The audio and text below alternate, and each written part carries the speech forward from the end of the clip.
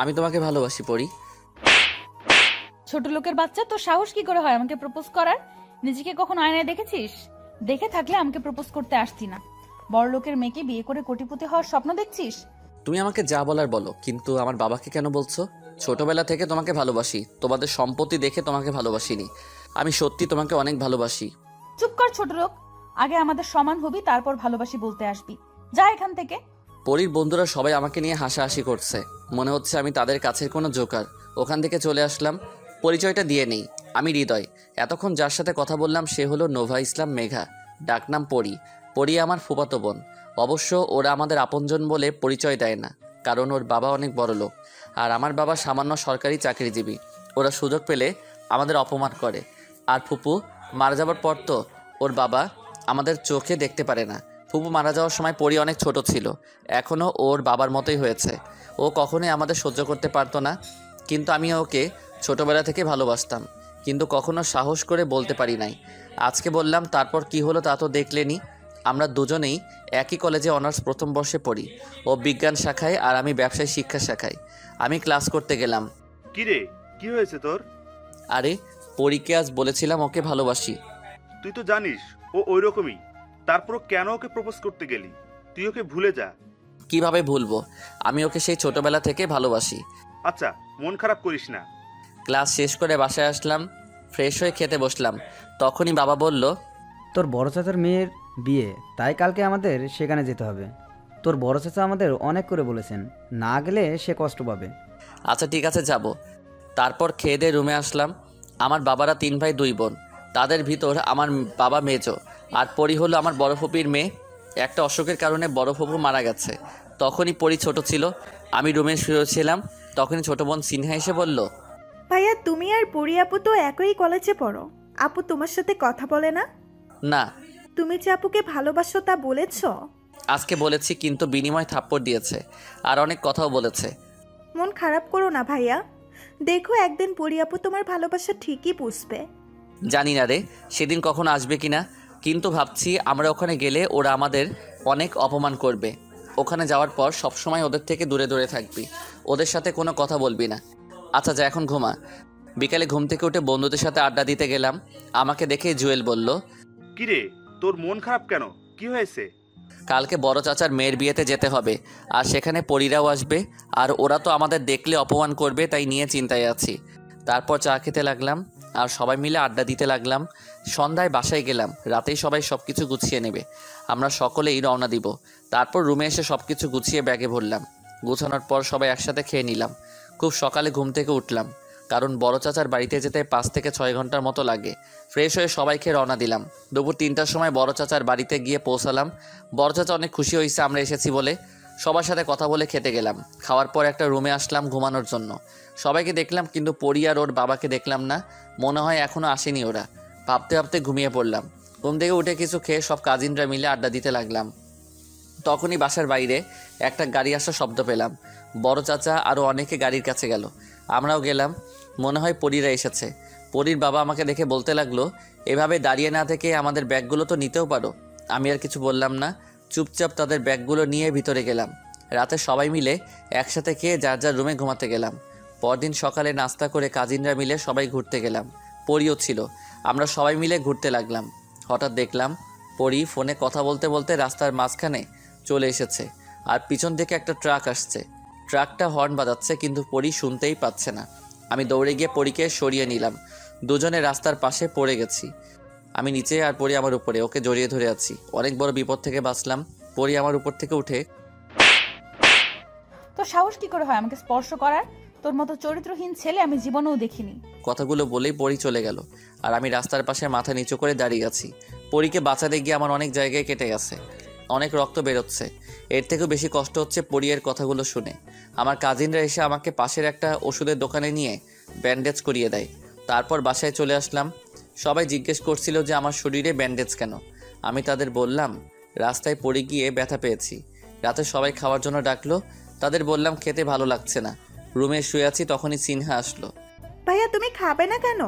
আর তোমার ঠোঁট কেটে গেছে কিভাবে? পরীকে বাঁচানোর জন্য ওকে স্পর্শ করেছিলাম, তাই ও থাপ্পড় মেরেছে। এই জন্যই তুমি ভাত খেতে পারছো না? হ্যাঁ। তোমার খুব কষ্ট হচ্ছে না ভাইয়া? আরে পাগলি, আমার কোনো কষ্ট হচ্ছে না, তুই মন খারাপ করিস না। আচ্ছা তুমি এখন ঘুমাও, আমি গেলাম। আচ্ছা। আপু তুমি ভাইয়াকে শুধু শুধু মারলে কেন? সে তোমার জীবন বাঁচিয়েছে। এখন তো তোরা কত মিথ্যা কথাই বলবি, এ বিষয়ে আর কোনো কথা বলতে চাই না। তবে একদিন আমার ভাইয়ের জন্য তোমাকে কাঁদতে হবে। সেদিনটা কখনোই আসবে না। সকালে ঘুম থেকে উঠলাম, হাত মুখ ধুয়ে কিছু খেয়ে নিলাম। আজকে বড় আপুর বিয়ে, তাই অনেক কাজ করতে হবে। বরপক্ষ চলে এসেছে, আর আমি পরীকে দেখে আরেকবার ক্রাশ খেলাম। খেয়াল করলাম অনেক সুন্দর করে সেজেছে, আর ভাবছি কবে যে পরী আমার ভালোবাসা বুঝবে। বিয়ের অনুষ্ঠান শেষ হলো, সব কাজিনরাই 2-1 দিনের ভিতরে চলে যাবে। সবাই মিলে সিদ্ধান্ত নিলাম যাওয়ার আগে গ্রামটা ঘুরে দেখব। তাই রাতে সবাই ঘুরতে বেরোলাম। সবাই যার যার মতো আড্ডা দিচ্ছে, আর আমি শুধু পরীকে দেখছি। হঠাৎ দেখলাম পরী মোবাইলে কথা বলতে বলতে অন্যমনস্ক হয়ে পড়েছে। সবাই যাচ্ছে একটা রাস্তায়, পরী যাচ্ছে অন্য রাস্তায়। আমিও পরীর পিছু নিলাম। অনেক দূর হাঁটার পর পরীর মনে হলো যে অন্য রাস্তায় চলে এসেছে। পেছনে আমাকে দেখে বলতে লাগলো, তুই আমার পিছু কেন নিয়েছিস? তুমি একা একা অন্য রাস্তা দিয়ে হাঁটছিলে, তাই তোমার পিছু নিয়েছি, যদি তোমার কোনো বিপদ হয়। তুই সাথে এসেছিস বলেই তো বিপদ শুরু হচ্ছে। এর ভিতর হঠাৎ করে কিছু একটা শব্দ শুনে পরী আমাকে জড়িয়ে ধরলো। আমি তো কারেন্টের শক খাওয়ার মতো হয়ে গেলাম। আমি কোনোদিনও কল্পনাও করি নাই যে পরী আমাকে জড়িয়ে ধরবে। তখনই সেই রাস্তা দিয়ে একজন লোক যেতেছিল। সে আমাদের এই অবস্থায় দেখেই চেঁচিয়ে লোক জড়ো করলো। তারা আমাদের এই অবস্থায় দেখে সবাই ভুল বুঝলো। আমরা তাদের বোঝাতে চেষ্টা করলাম, কিন্তু ব্যর্থ হলাম। অনেক লোক জড়ো হলো। আমাদের বাসায় খবর দেওয়া হলো। বড় চাচা, আমার বাবা, পরীর বাবা, বাসার সবাই এসেছে। বড় চাচা, আমার বাবা, পরীর বাবা, তাদের মান সম্মানের ব্যাপার, তাই সবাই মিলে সিদ্ধান্ত নিল যে আমাদের বিয়ে দিয়ে দিবে। কিন্তু পরী আমাকে কিছুতেই বিয়ে করতে রাজি হচ্ছে না। তখনই পরীর বাবা বলল, দেখ মা, তুই যদি বিয়ে না করিস তাহলে আমার মান সম্মান বলতে কিছুই থাকবে না। আর তাছাড়া আমি একদিন শুধুই হৃদয়ের বাবাকে অপমান করে এসেছি। তাকে তো অপমান করার পরেও সে আমাকে তার বোনের জামাই হিসেবে সম্মান করে। আর হৃদয় অনেক ভালো ছেলে, দেখবি ও তোকে অনেক সুখে রাখবে। বাবা, আমি কিছুতেই ওকে বিয়ে করতে পারবো না। তুই যদি এই বিয়ে না করিস তাহলে আমার আত্মহত্যা ছাড়া আর কোনো পথ থাকবে না। তারপর পরী বাধ্য হয়ে বিয়েতে রাজি হলো। কাজী ডেকে আমাদের বিয়ে পড়ানো হলো। সবাই মিলে আমাদের বাসরঘর সাজিয়ে দিল। রাত 12টার সময় বাসর ঘরে প্রবেশ করলাম। ছোট লোকের বাচ্চা, তুই আমার জীবনটা নষ্ট করে দিয়েছিস। তুমি আমাকে যা বলার বলো, কিন্তু আমার বাবাকে কেন গালি দিচ্ছ? তোকে কে বলেছে আমার পিছু পিছু যেতে? তুই যদি না আসতি তাহলে এসবের কিছুই হতো না। সবকিছু ভুলে গিয়ে চলো আমরা নতুন করে শুরু করি। তুই আর একটা কথা বলবি না। তোমার বয়ফ্রেন্ড আছে, আগে তো বলনি। তুই কে যে তোকে বলতে হবে? এতদিন পরীর করা অপমানে যতটা না খারাপ লেগেছে, তার চেয়ে বেশি খারাপ লেগেছে তার বয়ফ্রেন্ড আছে কথা শুনে। ঠিক আছে, তুমি শুধু এই 6 মাস আমার বাবা মায়ের সাথে একটু ভালো ব্যবহার করো। তোর বাবা মায়ের সাথে ভালো ব্যবহার করব মানে? আমি তো তোদের বাড়িতে থাকছি না। মানে বুঝলাম না তোমার কথা। এখন বোঝা লাগবে না, কালকে ঠিকই বুঝতে পারবি। আর এখন আমাকে বিরক্ত করবি না। তুই নিচে ঘুমাবি আর আমি খাটে। এই শীতে আমি কিভাবে নিচে ঘুমাবো, তাও আবার কোনো বালিশ চাদর ছাড়া? কিভাবে ঘুমাবি তুই ভালো জানিস। এই বলে পরী ঘুমাতে গেল। আমি কোনো রকম নিচে শুয়ে পড়লাম। সকালে ঘুম থেকে উঠে ফ্রেশ হয়ে সবার সাথে নাস্তা করলাম। আজকেই সবাই চলে যাব। নাস্তা করার পর পরী আমার বাবাকে বলল, বাবা, বলছিলাম কি, আমাদের পড়াশোনা তো এখনো শেষ হয় নাই। আর আপনাদের বাসা থেকে আমাদের কলেজ অনেক দূর। তাই বলছিলাম কি, আমাদের লেখাপড়া শেষ না হওয়া পর্যন্ত যদি আমরা আমাদের বাড়িতে থাকি, তাহলে আপনার কোনো আপত্তি আছে? যদি আপনার আপত্তি থাকে তাহলে থাকবো না, কিন্তু এতে আমাদের দুজনের পড়াশোনার জন্য ভালো। আপনি একদমই চিন্তা করবেন না বাবা, আমি সবসময় ওর খেয়াল রাখবো। একদম চিন্তা করবেন না, আপনার ছেলে আমাদের এখানে ভালোই থাকবে। তোমরা থাকতে আর কিসের চিন্তা। আমি শুধু তাদের কথা শুনতে থাকলাম, কিছুই বলতে পারলাম না, কারণ এখানে আর আমার কথার কোনো গুরুত্ব নেই। পরী এমনভাবে সবাইকে বলল যে আমার কথা কেউ বিশ্বাস করবে না। এর জন্যই রাতে পরী এভাবে বলেছিল। বড় চাচার বাড়ি থেকে যে যার মতো চলে গেলাম, আর আমি পরীর সাথে ওদের বাড়িতে আসলাম। পরী আমাকে ওর রুমে নিয়ে গেল। রুমে নিয়ে বলল, আজ থেকে আমার সব কথা তোকে শুনতে হবে। যদি না শুনিস তাহলে বুঝতে পারছিস যে কি হবে। এর জন্যই বুঝি আমাকে এখানে নিয়ে এসেছো। তুই যা ভাবতে পারিস। আমিও দেখব তুমি আমাকে কত অপমান করতে পারো। তোমার অপমান আমি তোমার ভালোবাসা হিসেবে নিব। আর কখনো আমার সামনে ভালোবাসার কথা বলতে আসবি না। তোকে কতবার বলবো আমি তোকে ভালোবাসি না? ভালো তো তোমাকে একদিন বাসতেই হবে। সেদিন কোনো দিনই আসবে না। এই বলে পরী চলে গেল। রাতে খেয়ে ঘুমাতে গেলাম। পরী খাটে আর আমি নিচে শুয়ে আছি। সকালে পরীর আগেই আমি ঘুম থেকে উঠলাম। পরীর দিকে তাকিয়ে দেখি ও এখনো ঘুমিয়ে আছে। ঘুমন্ত অবস্থায় পরীকে অনেক সুন্দর লাগছিল। চুলগুলো পরীর মুখে সামনে এসে পড়েছে। আমি একবার ভাবলাম চুলগুলো সরিয়ে দিব, তারপর আবার মনে হলো পরী যদি জেগে যায় তাহলে তো আমাকে ভুল বুঝবে, যা হওয়ার হবে। আমি তো পরীর স্বামী, বাইরে তো কেউ না, আর ও এখনও ঘুমিয়ে আছে। পরী চুলগুলো সরিয়ে দিলাম। পরীকে এত কাছ থেকে কখনোই দেখি নাই, তাই আর লোভ সামলাতে পারলাম না। পরী গেলে কিস করে দিলাম, আর তখনই পরী জেগে গেল। কুত্তার বাচ্চা, তোর সাহস কি করে হয় আমাকে কিস করার? আমি ইচ্ছে করে করিনি, কিভাবে যে হয়ে গেল। চুপ কুত্তার বাচ্চা, তোদের মতো লুচ্চা বদমাইশ এছাড়া আর কি করতে পারে?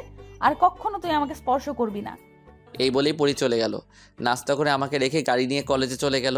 তারপর আমি আমার মতোই কলেজে গেলাম। কলেজের বন্ধুদের কাউকে বলি নাই আমার আর পরীর ব্যাপারে। কলেজে গিয়ে দেখি পরী ওর বন্ধুদের সাথে আড্ডা দিচ্ছে। ওর ছেলে বন্ধুরা ওর গায়ে পড়ছে, কিন্তু পরী কিছুই বলছে না। আড্ডা দিবে ভালো কথা, তাই বলে ছেলেরা গায়ে পড়বে আর ও কিছুই বলবে না? আগে হলে মেনে নেওয়া যেত, কিন্তু এখন তো ও অন্য কারোর বউ। না, আমি আর এসব দেখতে পারছি না। সোজা পরীর কাছে গিয়ে বললাম, পরী, তোমার সাথে আমার কথা আছে। এই ছোট লোকের বাচ্চা, আমার সাথে তোর আবার কিসের কথা? যা বলার এখানে বল। তুমি তোমার বন্ধুদের সাথে আড্ডা দিচ্ছ, ভালো কথা, তাই বলে তারা তোমার গায়ে এসে পড়বে আর তুমি কিছুই বলবে না? এই কুত্তার বাচ্চা, আমি যা করি তাতে তোর সমস্যা কি? কিন্তু তোমার ওই বন্ধুদের আমার মোটেই সুবিধার মনে হচ্ছে না। পরি, এই ছোট লোকটা কে যে আমাদের খারাপ বলছে? তুমি রাগ করো না রাব্বি, ওরা গরিব বলে আমার বাবা ওকে আমাদের বাসায় এনে লেখাপড়া করাচ্ছে। আমি এখনই ওকে মজা বুঝাচ্ছি। কুত্তার বাচ্চা, তোর সাহস কি করে হয় রাব্বিকে খারাপ বলার? দূর হ আমার চোখের সামনে থেকে, আর কখনো আমার সামনে আসবি না। আমি সেখান থেকে চলে আসলাম মাথা নিচু করে। আমি তো পরীকে ভালোবাসি, তাহলে আমার সাথে এত খারাপ ব্যবহার করে কেন? সকালে থাপ্পড়ের কারণে ঠোঁট কেটে গেছিল, এখন আবার একই জায়গায় থাপ্পড় দেওয়ার ফলে অনেক রক্ত বের হইতেছে। ক্লাসে যাওয়ার পর জুয়েল বলল, কিরে, তোর ঠোঁট কেটে রক্ত বের হচ্ছে কেন? কিভাবে হয়েছে এসব? আসার সময় রাস্তায় পড়ে গিয়েছিলাম। আমার কাছে মিথ্যা বলিস না, কি হয়েছে বল। তারপর ওকে সব বললাম। চিন্তা করিস না, এখন তো পরি তোর বউ, দেখবি সব ঠিক হয়ে যাবে। বউ কিন্তু 6 মাসের, 6 মাস পর আমাকে ডিভোর্স দিয়ে রাব্বিকে বিয়ে করবে। তার আগেই ও তোর ভালোবাসা বুঝবে। ক্লাস করে বাসায় চলে আসলাম। পরী এখনও আসেনি, আর ওকে কলেজেও দেখিনি। পরীর বাবা ব্যবসার কাজে বিদেশে গেছেন বলে পরী যা খুশি তাই করছে। রাতে পরী বাসায় আসলো। এত রাত করে বাসায় আসলে কেন? আমার বাসা আমি যখন খুশি আসবো, তাতে তোর কি? আমি তোমার স্বামী। তোকে বলছি না আমি তোকে স্বামী হিসেবে মানি না? তারপরও তুই কেন বারবার আমাকে বিরক্ত করিস? তোর জন্য রাব্বি আমার উপর আজকে অনেক রাগ করেছে। তোকে তো 6 মাস পর ডিভোর্স দিয়ে দিব, তাও কেন আমাকে তোর বউ বলিস? কিন্তু তুমি এখন আমার বউ। তুমি কখন কোথায় যাবে, কি করবে আর কার সাথে দেখা করবে তার কারণ আমাকে বলতে হবে। তোকে এক কথা কতবার বলবো, তুই আমার বিষয় নাক গলাবি না। এটা বলেই পরী রুমে চলে গেল। আমি ভালো মনে হয় একটু বেশি ছিলাম, তাই হয়তো এখন কষ্টটা একটু বেশি পাচ্ছি। ও আমাকে এত ভালোবাসে যে আমার প্রতি ওর ভালোবাসা থাপ্পড়ের মাধ্যমে প্রকাশ করে। থাপ্পড়ের কারণে যতটা না কষ্ট পাই, তার থেকে বেশি কষ্ট পাই যখন ও রাব্বির সাথে থাকে। রাতে আর খেতে পারলাম না, কি করে খাবো? পরী থাপ্পড়ের কারণে ঠোঁটের অনেকখানি কেটে গেছে। সকালে ঘুম থেকে ওঠার পর ফ্রেশ হয়ে নাস্তা করে কলেজে গেলাম। পরী আমার আগেই চলে গেছে। কলেজে গিয়ে দেখি পরী ওর বন্ধুদের সাথে আড্ডা দিচ্ছে, আর রাব্বি পরীর কাঁধে হাত রেখে কথা বলছে। আমি আর সহ্য করতে পারলাম না, তাই ক্লাসের দিকে রওনা দিলাম। তখনই রাব্বি আমাকে ডাক দিল। এই ছোট লোকের বাচ্চা, তুই পরীকে বিরক্ত কেন করিস? পরী তো তোকে ভালোবাসে না, আর 6 মাস পরেই তো তোকে ডিভোর্স দিবে। তারপরও তুই কেন পরীকে ডিস্টার্ব করিস? কেন ওর পিছু ছাড়ছিস না? মুখ সামলে কথা বলো রাব্বি। পরীকে ভালোবাসি বলে ওর করে অপমান সহ্য করি, কিন্তু তুই সেই সুযোগ পাবি না। ছোট লোককে ছোট লোক বলবো না তো কি বলবো? তোর মতো ছ্যাঁচটা আর আমি কখনোই দেখি নাই। কুত্তার বাচ্চা, তুই কোন সাহসে রাব্বির গায়ে হাত তুললি? রাব্বি আমার বাবা মাকে নিয়ে কথা বলেছে, তাই মেরেছি। রাব্বি যা বলেছে তা তো ঠিকই বলেছে। তোর বাবা মা যদি ভালোই হতো তাহলে তোর সাথে আমার বিয়ে দিত না। আমার তো মনে হয় তোর বাবা মা টাকার লোভে তোকে আমার পিছু লাগিয়ে দিয়েছে। মনে হয় তোর বোনকেও কোনো বড়লোক ছেলের পেছনে লাগিয়ে দিয়েছে। তোদের চরিত্র তো এমনই। তোর সাহস কি করে হয় আমার বাবা মা বোনের সম্পর্কে বাজে কথা বলার? এর ভিতরে প্রিন্সিপাল চলে এসেছে। কি হচ্ছে কি এখানে? তোমাদের সাহস তো কম না, কলেজ ক্যাম্পাসে মারামারি করো? স্যার, হৃদয় আমাকে অনেকদিন থেকেই বিরক্ত করেন, আজ আমার গায়ে হাত দিয়েছে। তারপর রাব্বি কিছু বলতে গেলে রাব্বিকেও মারে। ঘটনার সময় যারাই ছিল তারা সবাই পরীর বন্ধু, সবাই পরীর কথায় সায় দিচ্ছে। হৃদয়, আমি তোমাকে ভালো মনে করেছিলাম, কারণ তুমি অনেক ভালো ছাত্র, কিন্তু তোমার কাছে এটা আমি আশা করিনি। স্যার, আমাকে মাফ করে দিন, আমি আর কখনো মারামারি করব না। তারপর আমাকে কলেজ থেকে বের করে দিয়েন না স্যার। তুমি ভালো ছাত্র বলে তোমাকে একটা সুযোগ দিচ্ছি, কিন্তু মনে রেখো এটাই লাস্ট। এই বলে স্যার চলে গেল। তারপর আমি পরীকে বললাম, তোকে অনেক ভালোবাসি বলে এতদিন তোর করে অপমান সহ্য করছি। আজকে তুই আমার মা বাবা আর কলিজার টুকরো বোনকে অপমান করেছিস। এরপর তোকে আমি কোনোদিন মাফ করব না। এখন তো তোর প্রতি আমার আর ভালোবাসা নেই, আছে শুধু ঘৃণা। একটা কথা মনে রাখিস, তোকে একদিন আমার জন্য কাঁদতে হবে। আফসোস, সেই দিনটা কখনো আসবে না। দেখা যাবে 6 মাস পর তোর কাছে ডিভোর্স লেটার পাঠিয়ে দিব। এই বলে চলে আসলাম। সরাসরি আমার বাসায় আসলাম। গিয়ে আমার বাবা মাকে সব খুলে বললাম। কিন্তু এতদিন এত কষ্টে ছিলি, আমাকে বলিসনি কেন? চিন্তা করিস না, দেখবি একদিন ঠিকই ওর ভুল বুঝতে পারবে। যাক, এতদিনে ছোট লোক পিছু ছাড়লো, এখন থেকে শান্তিতে থাকতে পারবো। কেমন আছো বাবা? ভালো আছি মা, তুই কেমন আছিস? ভালো বাবা। তা তোমার আর কিছুদিন পরে আসার কথা ছিল? কাজ তাড়াতাড়ি শেষ হয়ে গেল, তাই চলে আসলাম। তা তুই একা কেন? হৃদয় কোথায়? ও চলে গেছে। চলে গেছে মানে? এ তুই কি করেছিস? তুই ওর সাথে এমনটা কিভাবে করতে পারলি? বাবা, আমি ওকে ভালোবাসি না, শুধু তোমার মান সম্মানের জন্য ওকে বিয়ে করেছি। আর ও রাব্বির গায়ে হাত তুলেছে। ভুলে যাস না, ও এখন তোর স্বামী। শুধু 6 মাসের, তারপর ওকে ডিভোর্স দিয়ে দিব। তুই আবারও ভুল করছিস। মেয়েদের বিয়ে একবারই হয়। ওর বিষয়ে আমি আর কথা বলতে চাচ্ছি না। আর তুমি চাও না আমি সুখে থাকি? সব বাবারাই চায় তার মেয়ে সুখে থাকুক। আমি শুধু তোমার ভুলটা ধরিয়ে দিচ্ছি। আমি কোনো ভুল করছি না বাবা, আমি রাব্বির সাথে সুখে থাকবো। যা সিদ্ধান্ত নিবি বুঝে শুনে নিস, পরে যাতে পস্তাতে না হয়। রাতে শুয়ে শুয়ে ভাবছি কিভাবে পারলো পরি আমাকে এতটা অপমান করতে। পরের দিন কলেজে গেলাম। যাওয়ার পর জুয়েল বলল, যা হয়েছে সবকিছু ভুলে যা, তুই নতুন ভাবে শুরু কর। তোর কি মনে হয় আমি দেবদাস হয়ে থাকবো? মানে? আমার মনে এখন পরির জন্য কোনো ভালোবাসা নেই, তাই এখন আর ওর কথা ভেবে কষ্ট পাবো না। আমি যেমন ছিলাম তেমনই থাকবো, আগের মতোই সবার সাথে আড্ডা দিব। ভালো বলেছিস, ওই মেয়ের জন্য কেন তুই কষ্ট পাবি? আচ্ছা এখন চল ক্লাসে যাই। চল। আমাকে দেখে সবাই অনেক অবাক হয়েছে। গতকালকে এত বড় একটা ঘটনা ঘটে যাওয়ার পরেও আজকে আমাকে কলেজে দেখেছে বলে ক্লাস করে কলেজের ক্যাম্পাসে আড্ডা দিচ্ছি। তখনই দেখলাম পরি আর তার বন্ধুরা আমাদের সামনে দিয়ে বাইকে করে যাচ্ছে। আড্ডা দিয়ে বাসায় আসলাম। বাসায় এসে খেয়ে দিয়ে একটা ঘুম দিলাম। বিকেলে জুয়েল ফোন দিল। কিরে কই তুই? কেন বাসায়? ও, তাড়াতাড়ি মামার চায়ের দোকানে আয়। কেন? সবাই এসেছে, আড্ডা দিব তাই। ওকে আসতেছি। রাত 10টা পর্যন্ত আড্ডা দিয়ে বাসায় আসলাম। বাসায় এসে খেয়ে দিয়ে ঘুমিয়ে গেলাম। এইভাবে চলছিল কলেজে। আমি আর পরির দিকে তাকাইও না। এভাবে 5 মাস চলে গেল। ডিভোর্সের আর 1 মাস বাকি আছে। এতদিন যতটা সম্ভব পেরেছি পরীকে ভুলে থাকতে।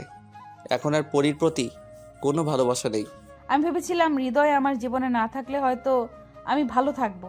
সত্যি কথা বলতে প্রথম 3-4 মাস ওর কথা এমনি মনে পড়েনি, কিন্তু আস্তে আস্তে হৃদয়কে ভীষণ মিস করা শুরু করি। যতই ডিভোর্সের দিন ঘনিয়ে আসছে ততই মনে হচ্ছে কি যেন একটা আমার কাছ থেকে চলে যাচ্ছে। এখন রাত করে বাসায় ফেলে হৃদয়ের সেই কথাগুলো মনে পড়ে। এখন বন্ধুদের সাথে আড্ডা দিতে ভালো লাগে না, কেমন জানি সবকিছু বিরক্ত লাগছে। কলেজ ক্যাম্পাসে বন্ধুদের সাথে আড্ডা দিচ্ছি বলে ভুল হবে। ওর কথা বলছে আর আমি ওদের কথা শুনছি। কেন জানি আমার কিছুই ভালো লাগছে না, জানি না এমন কেন হচ্ছে। এর মধ্যেই রাব্বি বলল, কি হয়েছে পরি? আমার আবার কি হবে? না, বেশ কিছুদিন ধরে দেখছি তুমি আগের মতো আর নেই, পরিবর্তন হয়ে গেছো। ফালতু কথা বলবে না তো। আমি কোনো পরিবর্তন হইনি, আগের মতোই আছি। আর সব সময় যে সবার মন একরকম থাকবে তা তো নয়। রাগ কেন করছো? আমি তো জাস্ট এমনি বললাম। আচ্ছা, তুমি কি কোনো বিষয় নিয়ে চিন্তিত? না, আর তোমার এসব ফালতু কথা বলা বাদ দাও, আমার ভালো লাগছে না। আচ্ছা বাদ দিলাম, তারপর রাগ করো না প্লিজ। চলো কোথাও থেকে ঘুরে আসি। আমার ভালো লাগছে না। চল পড়ি, সবাই যাব। আচ্ছা চল। ইচ্ছে না থাকা সত্ত্বেও ওদের সাথে ঘুরতে গেলাম আর রাব্বির কথাগুলো ভাবতে থাকলাম। আমি কি সত্যিই বদলে গেছি? কিন্তু কেন? কিছুদিন ধরে দেখছি আমি হৃদয়কে নিয়ে বেশি ভাবছি, ওকে নিয়ে বেশি চিন্তা করছি, অনেক মিস করছি। যতই ভুলে থাকার চেষ্টা করি ততই আরো বেশি মনে পড়ে যায় ওর কথা। আর কিছু ভাবতে পারছি না, মনে হয় পাগল হয়ে যাব। বন্ধু দেখ, পুরীর জায়গাটা অনেক সুন্দর, সবাই কত আনন্দ ফুর্তি করছে, আর তুই কেন পাগলের মতো আচরণ করছিস? কার কথা বলছিস? হৃদয়। কি বলছিস এসব? হ্যাঁ, আমি ঠিকই বলছি। অনেক চেষ্টা করি ওকে ভুলে থাকার জন্য, কিন্তু তারপরও কেন জানি চোখের সামনে চলে আসে। জানি না আমার এরকম কেন হচ্ছে। তুই হৃদয়কে ভালোবেসে ফেলেছিস? কি বলছিস এসব? আমি ওকে কখনো ভালোবাসবো না, আমি তো রাব্বিকে ভালোবাসি। তুই মুখে বলছিস সে কথা, কিন্তু তোর পরিবর্তন তোকে বলে দিচ্ছে। তুই হৃদয়কে ভালোবেসেছিস। না, এটা কখনো হতে পারে না। তুই বিশ্বাস না করলেও এটা সত্যি। পরি চলো, তোমাকে বাসায় দিয়ে আসি। চলো। পরি, সন্ধ্যায় তৈরি থেকেও, আমি তোমাকে নিয়ে যাব কোথায়? পার্টিতে। আচ্ছা, আমি রেডি থাকবো। বাসার ভেতরে চলে আসলাম। এতক্ষণ যাও ভালো ছিলাম, বাসায় আসার পর আবার মন খারাপ হয়ে গেল। তুই কোনো কিছু চিন্তা করিস না মা। না বাবা, আমার কিছুই হয়নি। আমি রুমে গেলাম। আচ্ছা যা, রুমে গিয়ে বিশ্রাম নে, ভালো লাগবে।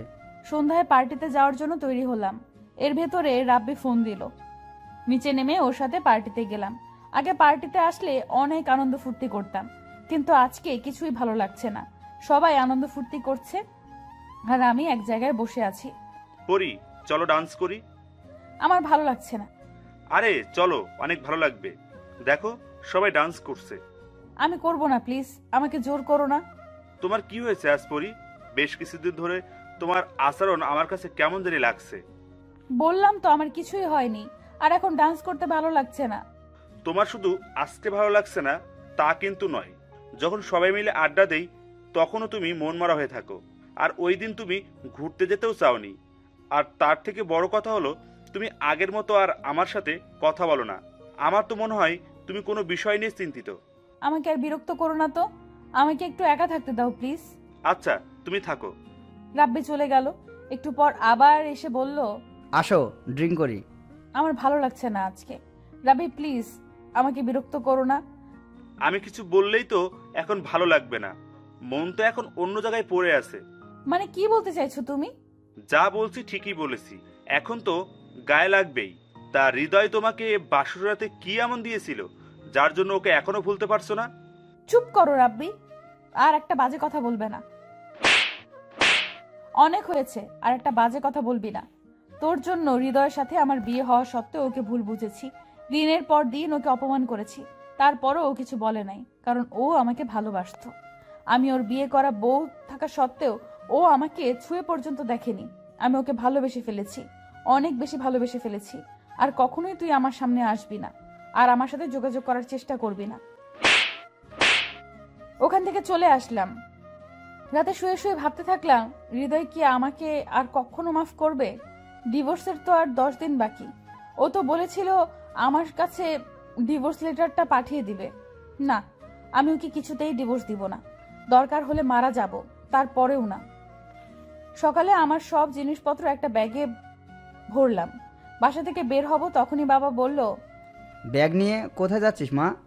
শ্বশুর বাড়িতে। মানে? আমি হৃদয়দের বাড়িতে যাচ্ছি। আমি ওকে ভালোবেসে ফেলেছি বাবা, ওকে ছাড়া আমি থাকতে পারবো না। জানি না ও আমাকে মাফ করবে কিনা।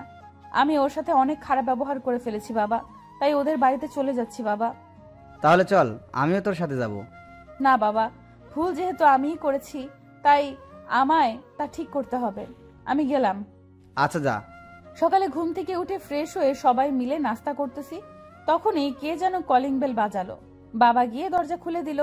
তুমি এখানে কি চাও? আমাকে মাফ করে দিন বাবা, আমি অনেক বড় ভুল করে ফেলেছি। জানি তা মাফের অযোগ্য, তারপরও একটি সুযোগ দিন বাবা। হৃদয় তো তোমাকে পাগলের মতো ভালোবাসতো, আর তুমি ওকে দিনের পর দিন অনেক অপমান করেছো। আমি মানছি আমি অনেক ভুল করেছি, তারপরও আমাকে শেষবারের মতন একটা সুযোগ দিন বাবা।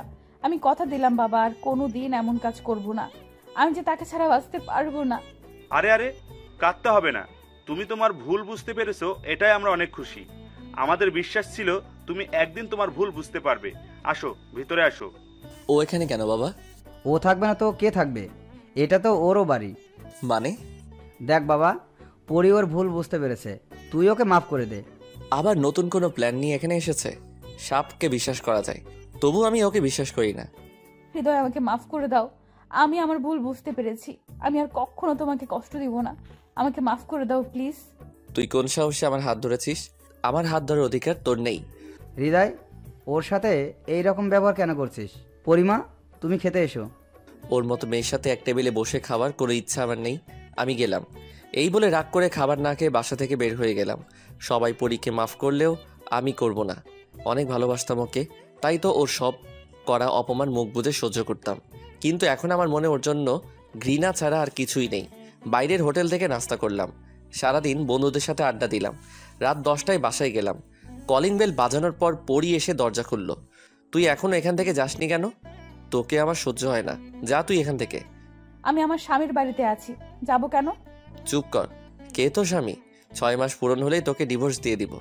আমি অনেক বড় অন্যায় করে ফেলেছি, দয়া করে আমাকে শেষবারের মতন একটা সুযোগ দাও, আমাকে মাফ করে দাও প্লিজ। আমি আর এরকম জীবনেও করব না, কথা দিচ্ছি। আর কখনো তোমার সাথে খারাপ ব্যবহার করব না, তোমাকে কষ্ট দিব না। তুমি যা বলবে তাই করব, দরকার হলে তোমাদের বাসায় কাজের লোক হয়ে থাকবো। তারপরেও আমাকে ডিভোর্স দিও না, আমি তোমাকে ছাড়া বাঁচতে পারবো না। এবার তোর অভিনয় করা বন্ধ কর, আমি তোকে আর বিশ্বাস করছি না। এই বলে নিজের রুমে যেতে লাগলাম। তখনই বাবা বলল, তুই এত রাত পর্যন্ত বাসার বাইরে কেন ছিলি? আর এখন এসেই পরীর সাথে চিল্লাচিল্লি করছিস? বাবা তুমি যতই বলো না কেন, আমি আর ওর ফাঁদে পা দিচ্ছি না। চুপ কর, মেয়েটি তোর জন্য সেই সকাল থেকে না খেয়ে বসে আছে। যা, হাত মুখ ধুয়ে খেতে আয়। এটা ওর একটা ফাঁদ। দেখো কি যেন একটা মতলব নিয়ে বাড়িতে এসেছে, আর আমি বাইরে থেকে খেয়ে এসেছি, এখন খাবো না। এই বলে রুমে চলে আসলাম। অনেকক্ষণ পর পরিও রুমে আসলো। তুই এই রুমে কেন এসেছিস? বারে, এটা তো আমারও রুম। তোর রুম মানে? এটা শুধু আমার রুম, তুই এখান থেকে বের হ। হৃদয় প্লিজ আমাকে মাফ করে দাও, আমি আর কখনো এরকম করব না। তোর সাহস কি করে হয় আমাকে জড়িয়ে ধরার? মনে আছে একদিন তোকে স্পর্শ করেছিলাম বলে তুই আমার গালে থাপ্পড় মেরেছিলি, ছোট লোক বলে অপমান করেছিলি, আর এখন সেই তুই আমায় জড়িয়ে ধরেছিস? তোর কি মনে হয় তুই আমায় জড়িয়ে ধরলে আমি তোর মায়ায় পড়ে যাব? কখনোই না। ভালোভাবে বলছি, কাল সকালে তুই এই বাড়ি ছেড়ে চলে যাবি। তা তো সেই রাব্বির খবর কি? আমি আর ওকে ভালোবাসি না, ওর প্রতি শুধু আমার মোহ ছিল। কি গ্যারান্টি আছে কালকে আবার অন্য ছেলের মোহে পড়ে আমায় ভুলে যাবি? তোর মতো মেয়েরা এছাড়া আর কি করতে পারে? বিশ্বাস করো, আমি সত্যি তোমাকে অনেক বেশি ভালোবাসি, আর একটা সুযোগ দাও আমাকে তোমাকে ভালোবাসার। তোর ন্যাকা কান্না বন্ধ করে এখনই রুম থেকে বের হ, আমি ঘুমাবো। কোথায় যাব? আর এটা তো আমারও রুম, আর এখন যদি আমাকে বের করে দাও তাহলে বাবা মা কিন্তু তোমায় খারাপ ভাববে। তারপর বললাম, থাক, তোকে রুম থেকে বের হতে হবে না, এই রুমে নিচে শুয়ে পড়ো। আর মনে থাকে যেন বিছানায় আসার চেষ্টাও করবি না, আসার চেষ্টা করলে কিন্তু খুব খারাপ হবে। সকালে ঘুম থেকে উঠে দেখলাম পরি আমার আগে ঘুম থেকে উঠে গেছে আর মাকে নাস্তা করতে সাহায্য করতেছে। ভালোই, মা বাবার বোনকে পটিয়ে ফেলেছে, কিন্তু আমি ওকে কোনোদিনও মাফ করতে পারবো না। ওকে বলেছিলাম একদিন ওকে আমার জন্য কাঁদতে হবে, আর আজ সেই দিন এসে গেছে। ফ্রেশ হয়ে নাস্তা করতে গেলাম, বাবাকে গিয়ে বললাম, বাবা ও আর কতদিন আমাদের বাড়িতে থাকবে? আর কতদিন থাকবে মানে? ও আমাদের বাড়ির বউ, তাই সব সময় আমাদের বাড়িতেই থাকবে। কিন্তু আমি ওকে বউ হিসেবে মানি না, আর কোনোদিন মানতেও পারবো না। ও বাসর রাতে আমার কাছে ডিভোর্স চেয়েছিল, তাই 6 মাস শেষ হলে ওকে আমি ডিভোর্স দিয়ে দিব। তুমি যা বলবে আমি তাই করব, দরকার হলে তোমাদের বাড়ির কাজের লোক হয়ে থাকবো, তারপরেও আমাকে ডিভোর্স দিবে না প্লিজ। তোর মতো কাজের মেয়ের আমাদের দরকার নেই। হৃদয় চুপ কর, ওর সাথে এইরকম ব্যবহার করছিস কেন? আর একটা কথাও এখানে হবে না, চুপচাপ পরীকে নিয়ে কলেজে যা, আর এটা আমার আদেশ। রিক্সা থেকে নাম। নামবো কেন? এখনো তো কলেজ আসেনি। তোর কি মনে হয় তোকে নিয়ে আমি কলেজে যাব? কখনো না। আর এখন এখান থেকে নেমে তুই তোর মতো কলেজে যাবি, আর আমি আমার মতো কলেজে যাব। খবরদার, যদি তুই কলেজে আমার সাথে কথা বলতে আসিস তাহলে খুব খারাপ হবে। তারপর ওকে নামিয়ে দিয়ে আমি আমার মতো কলেজে গেলাম। কলেজে আসার পর জুয়েলকে বললাম, দোস্ত একটা মহা বিপদে পড়েছি আমি। পরি আমাদের বাড়িতে চলে এসেছে আর বলে কিনা আমি ওর স্বামী, এটা ওর শ্বশুর বাড়ি। তার মানে পরি তোকে কি মেনে নিয়েছে? তাহলে তো আর কোনো সমস্যায় থাকলো না। মাথা খারাপ হয়ে গেছে তোর? আমি ওকে কখনো ভালোবাসবো না। তুই কি ভুলে গেছিস ও আমার সাথে কি কি করেছে? কিছুই ভুলিনি আমি, সব কিছুই আমার মনে আছে। কিন্তু তোর এটা মনে রাখতে হবে যে পরি তোর বিয়ে করা বউ। শুধু আর কিছুদিনের বউ, 6 মাস পূর্ণ হলেই তো ওকে ডিভোর্স দিয়ে দিব। মাথা খারাপ হয়ে গেছে তোর? যখন সব কিছু ঠিক হয়ে গেছে তখন আবার ওকে ডিভোর্স কেন দিবি? ও আমার কাছে ডিভোর্স চেয়েছিল, আর এটা ওর কোনো ফাঁদ। ওকে আর আমি বিশ্বাস করতে পারছি না। হঠাৎ করে এমন কোনো সিদ্ধান্ত নিবি না যার জন্য তোকে পস্তাতে হবে। যাই হোক, এখন এসব বাদ দে তো, চল ক্লাসে যাই। চল। ক্লাস করে আমিও একাই বাসায় চলে আসলাম। বাসায় আসার পর বাবা জিজ্ঞেস করলো, কিরে তুই একা কেন, পরি কোথায়? পরীর ক্লাস এখনো শেষ হয় নাই। তারপর রুমে গিয়ে ফ্রেশ হয়ে খাবার খেতে লাগলাম। খাবার খেয়ে রুমে শুয়ে আছি। অনেকক্ষণ পর আমার ঘুম ভাঙলো কোনো উষ্ণ ছোঁয়ায়। তাকিয়ে দেখি পরি আমাকে জড়িয়ে ধরে শুয়ে আছে। ওকে অনেক সুন্দর লাগছে। ইচ্ছে করছে মাথায় হাত বুলিয়ে দিতে, কিন্তু আমার মন তা বাধা দিল। আমি ওকে জোরে ধাক্কা দিয়ে আমার কাছে থেকে সরিয়ে দিলাম। আর বললাম, তোর সাহস কি করে হয় আমাকে জড়িয়ে ধরার? তুমি আমার স্বামী আর তোমাকে জড়িয়ে ধরার অধিকার আমার আছে। আর তুমি আমাকে সাথে করে নিয়ে আসলে না কেন? চুপ। আর একবারও তুই আমাকে স্বামী বলবি না। আর আমি কেন তোকে আমার সাথে করে নিয়ে আসবো? আর শোন, আজকের পর আর আমাকে জড়িয়ে ধরার চেষ্টাও করবি না। তুই মাত্র আর কিছুদিন এ বাড়িতে আছিস। 6 মাস পূর্ণ হলেই তোকে আমি ডিভোর্স দিয়ে দিব। আমি উকিলের সাথে কথা বলেছি। দয়া করে আমাকে ডিভোর্স দিও না। আমি আর কখনো তোমাকে জড়িয়ে ধরবো না। তুমি যা বলবে তাই করব। তোর ন্যাকা কান্না বন্ধ কর আর এখন এই রুম থেকে বের হ। পরি এখন বাসার সব কাজ করে, মাকে আর কিছুই করতে দেয় না। মাঝে মাঝে ভাবি ও কেন এমন করছে। তাহলে কি সত্যি আমাকে ভালোবাসে? না, তা কি করে হয়? ও তো রাব্বিকে ভালোবাসে। রাব্বির জন্যই তো আমার কাছে ডিভোর্স চেয়েছিল, আমাকে অনেক অপমান করেছিল। কিন্তু ও যদি আমাকে ভালোই না বাসে তো তাহলে এতদিন আমাদের বাড়িতে থাকতো না আর বাসার সব কাজ করতো না। আমি ওকে তো অপমান করি, তারপরেও কিছু বলে না। তাহলে কি সত্যি পরি আমাকে ভালোবাসে? না, এটা ওর কোনো ফাঁদ। এভাবে চলছিল। অনেক অপমান করি ওকে, তারপর বাড়ি থেকে যায় না। ডিভোর্সের আর 2 দিন বাকি। সকালে নাস্তা করে অনিচ্ছা সত্ত্বেও পরীকে নিয়ে কলেজে গেলাম। প্রতিদিনের মতো আজকেও পরীকে কলেজের আগে নামিয়ে দিলাম। তারপর আমি আমার মতো কলেজে গেলাম। কলেজে আসার পর জুয়েল বলল, আর মাত্র 2 দিন আছে, তা কি সিদ্ধান্ত নিলি? কিছুই ভাবতে পারছি না। ওকে তো অপমান করি, তারপরও আমাদের বাসায় থেকে যায় না। তখন মনে হয় ও আমাকে ভালোবাসে, কিন্তু তখনই ওরা রাব্বির মেলামেশা মনে পড়ে যায়। আমাকে করা ওর অপমানের কথা মনে পড়ে যায়। তখনই খুব ঘৃণা হয়। কিছুই ভাবতে পারছি না। চল ক্লাসে যাই। ক্লাস করে ক্যাম্পাসে হাঁটতেছি আর ভাবতেছি, তখনই একটা জায়গায় চোখ আটকে গেল। দেখি রাব্বি আর পরি হাত ধরে কথা বলছে, আর পরিও ওর সাথে কথা বলছে। এসব দেখে আমার মাথায় রক্ত উঠে গেল। পরির কাছে গিয়েই ঠাস ঠাস, এই তোর ভালোবাসা? শেষ পর্যন্ত তুই তোর আসল রূপটা দেখিয়ে দিলি। আমি আগেই বলেছিলাম তুই নতুন কোনো প্ল্যান নিয়ে আমাদের বাড়িতে এসেছিস। তোদের মতো মেয়েরা কখনো ঠিক হয় না। হৃদয় আমার। চুপ। তুই আর একটা কথা বলবি না। তোর এই নোংরা মুখে আমার নাম নিবি না। আমি ভেবেছিলাম তোকে আবার আপন করে নেব, কিন্তু তুই তার যোগ্য না। আর কালকেই তোকে ডিভোর্স দিয়ে দিব। কাল তুই ডিভোর্স পেপার পেয়ে যাবি। তারপর আর কখনো তোর মুখ আমাকে দেখাবি না। এই বলে ওখান থেকে চলে আসলাম। আর পরি দাঁড়িয়ে দাঁড়িয়ে কাঁদতেছে। বাসায় আসার পর খেয়ে দিয়ে ঘুমাতে গেলাম। ভাবছি পরি আবার আমাকে ধোকা দিল। আমি তোর কাছে যাইনি, ও তো আমার কাছে এসেছিল। এসব ভাবতে ভাবতে ঘুমিয়ে পড়লাম। ঘুম থেকে উঠে দেখি পরি আমার রুম পরিষ্কার করছে। ওকে দেখে আমার মাথায় রক্ত উঠে গেল। তোর কি কোনো লজ্জা শরম নেই? বাইরে ছেলের সাথে নষ্টামি করে এখন আবার আমাদের বাড়িতে এসেছিস। আসলে তো চরিত্রে ঠিক নেই। আমাকে মাফ করে দাও হৃদয়। আমি ওর সাথে কথা বলতে চাইনি। তোর আর কোনো কথা বলার দরকার নেই।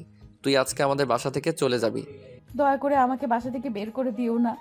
তুমি আমার কথাটা তো একবার শোনো প্লিজ। তোর কোনো কথা শোনার প্রয়োজন আমার নেই। তুই যদি বাসা থেকে চলে না যাস আমি নিজেকে নিজেই শেষ করে দিব। কারণ তোর সাথে একই বাসায় থাকার চেয়ে আত্মহত্যা অনেক ভালো। তোমার নিজেকে শেষ করতে হবে না, তার চেয়ে বরং আমি তোমার জীবন থেকে চলে যাই। তুমি তো আমার কোনো কথা শুনলে না। তবে একটা কথা কি জানো, আমি তোমাকে সত্যি অনেক ভালোবাসতাম। এই বলে পরি বাসা থেকে চলে গেল। পরি চলে যাওয়ার পর বাবা আমার রুমে এসে বলতে লাগলো, পরি এইভাবে চলে গেল কেন? ওকে আমি চলে যেতে বলেছি। আমাদের বাড়িতে আসা এসবও নাটক ছিল। ও এখনও রাব্বিকে ভালোবাসে। আজকে কলেজে রাব্বি ওর হাত ধরে কথা বলতে দেখেছি। যেটা হয় আমরা সেটা দেখি না, আর যেটা না হওয়ার সেটাই আমরা দেখি। তোরও ঠিক এমনটাই হয়েছে। তুই পরির সব কথা শুনতি, তারপর সিদ্ধান্ত নিতি, কিন্তু তুই তো ওর কোনো কথাই শুনলি না।